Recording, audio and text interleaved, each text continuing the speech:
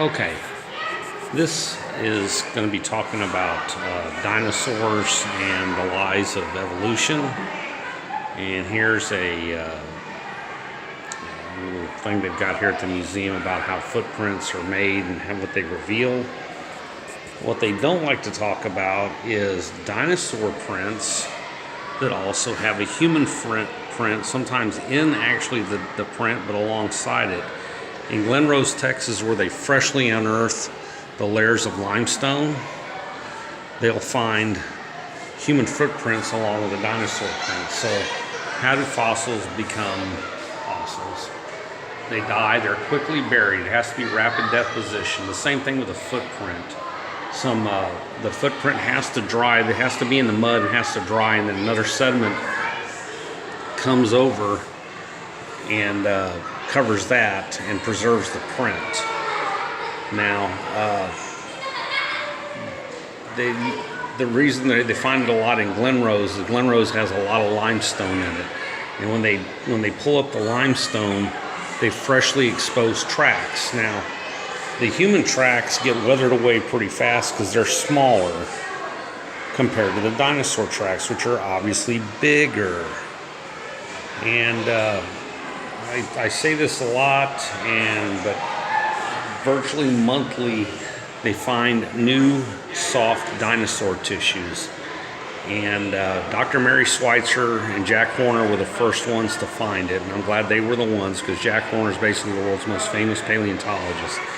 And they find the soft tissue in unfossilized bone. Now they also find it in fossilized bone in the center, in large, like this in the horn of Triceratops, the thigh bone of a T-Rex, and they found it in now counting 13 different, how they account species, quote unquote. So there is no mechanism by where tissue can last 65 million years ago, and so no matter what they won't give up the timeline. They try everything they do to save the timeline, but there is no mechanism by which fossils tissue could last that long, and it's all fake. The timelines are all wrong. Dinosaurs were contemporaneous with humans.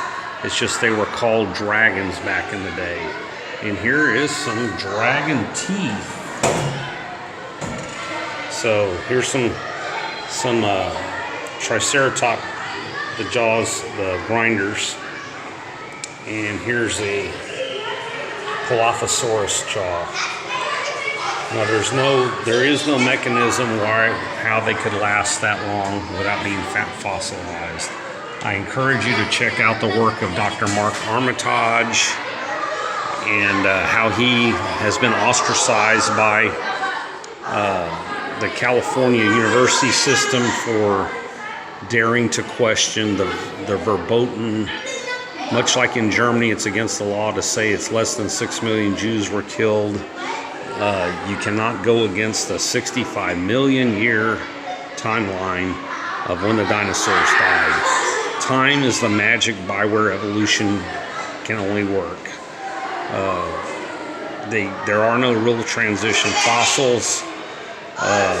It tried to get saved by Stephen Jay Gould with his punctuated equilibrium.